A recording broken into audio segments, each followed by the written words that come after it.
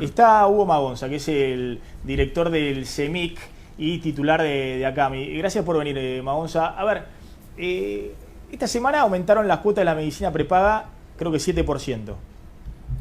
Llega acumulado, no sé si 18% en el año. No, lleva acumulado 13, 6 y 7, y 4 era de la paritaria del año pasado, que era un aumento postergado. O sea, 17% más o menos con Sí. el que postergaban. Con el postergado, sí, Claro. pero es un atraso respecto de los aranceles del año pasado. Bueno, Estamos recuperando financieramente mucho más tarde del momento en que debiera haber sido producido el incremento. ¿Qué está pasando? Le pido que se acerque un poquito el micrófono. Sí. ¿Qué está pasando con la medicina prepaga? Que por un lado, la clase media se queja, digamos, de los aumentos, en general hay de todo, aumento en todo. Y al mismo tiempo el sector denuncia que hay una crisis, que el gobierno no les presta atención, que los candidatos no lo tienen dentro de la agenda política y que esto en algún momento puede estallar. La crisis de 4 millones, estamos hablando de usuarios de la medicina prepaga. Casi 6. Casi 6 millones de usuarios de medicina prepaga. ¿Qué está sucediendo? Bueno, el tema es bastante complejo y la Sí. verdad que ahora me doy cuenta, después de escuchar un rato toda esta presentación, por qué el tema de la salud está entre octavo y 14 en las prioridades de la gente. Claro. Porque la verdad que la realidad argentina te pasa por arriba. Esta es una de las cosas. Y los candidatos van a tener que entrar a preocuparse bastante, porque lo que está pasando ahora con el sistema de salud es que está tan comprimido como cualquiera de las otras actividades de la República Argentina. Y se va a tener que hacer frente el próximo gobierno, sea cual fuera, para resolverlo en condiciones bastante difíciles, en una olla a presión que va a saltar y que van a tener que tomar medidas, y que seguramente esas medidas van a ser incómodas. Acá hay dos problemas, un problema estructural y un problema coyuntural. El problema estructural es que se votó hace 4 años y lo votaron 180 legisladores sobre 181, o sea que no es que estamos hablando de una medida que fue impulsada exclusivamente por el Frente para la Victoria, sino acompañada por todos los partidos. Se votó una ley que implica un desequilibrio enorme entre las responsabilidades y los compromisos que tenían en ese momento las entidades de medicina privada, que no hablo solamente de las prepagas, porque prepaga es un pequeño grupo, Sí. sino es todo el sistema de salud privado, y las personas. Las personas empezaron a entender a partir de ese momento de que tenían un beneficio adicional, que era que se las protegía, y en realidad se las empezó a desproteger.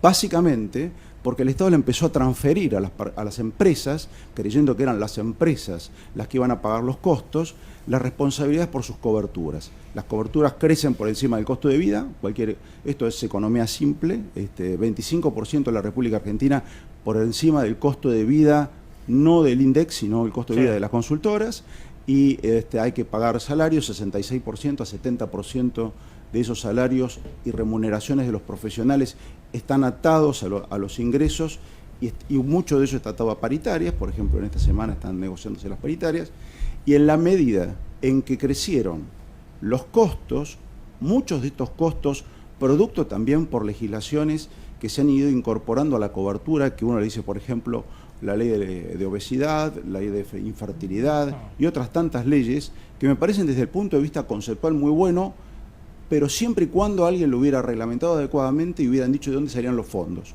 Porque es una clarísima transferencia de las responsabilidades del Estado hacia primero las empresas, pero finalmente a las personas, que es las que la terminan pagando. Ahora, ustedes dicen en el corto plazo que estos aumentos de las cuotas no les alcanza para cubrir los costos, el aumento de costos salariales y los aumentos del costo de la salud hoy en la Argentina. Solo en los 4 años hay un retraso de más del 15 al 20%, pero cuando uno habla, solamente no tiene que hablar del momento, de la foto, del retraso, que además ahora se proyecta una paritaria del 32%, porque aunque se haya tratado de poner paritarias un poquito más acotadas, la paritaria va a dar 32%, y no está mal, está bien que la paritaria de 32%, porque el salario promedio de una enfermera es 8.400 pesos, con el 32% se va a ir a 11.000, y con las deducciones de las contribuciones del empleado van a quedar a 9.700, 10.000 pesos, y yo no creo que haya muchos salarios en la economía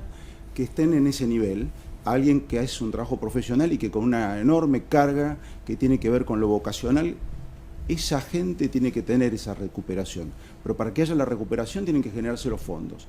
Ahora, aumentar las cuotas, nadie quiere aumentar las cuotas, porque la verdad que el paciente, nuestro cliente, el beneficiario, no tiene por qué pagar toda su salud.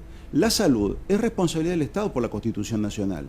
Lo que se ha hecho es una transferencia de la mayor cantidad de la complejidad y la cantidad de las prestaciones hacia las empresas y finalmente hacia las personas. Ustedes dicen que estas leyes, digamos, que permiten que uno entre teniendo enfermedades preexistentes o el tema de no limitar el ingreso de las personas mayores y demás, le terminan cargando a los afiliados el costo de la medicina prepaga.